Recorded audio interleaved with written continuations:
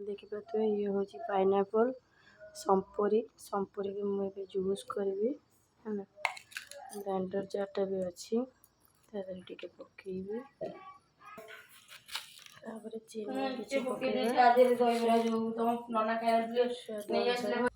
कैपटा को देगी ग्राइंडर पेशी दबा ताको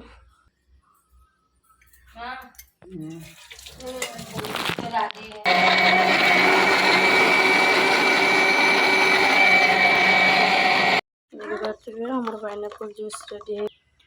गोटे ग्लास उजाड़ी स्वाद अनुसार टे लुण पकईदबा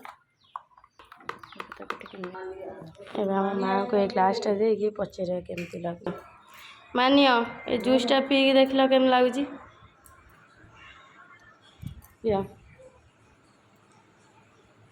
भल लगुच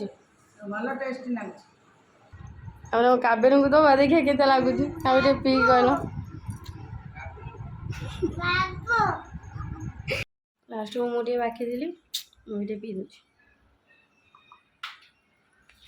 टेस्टी।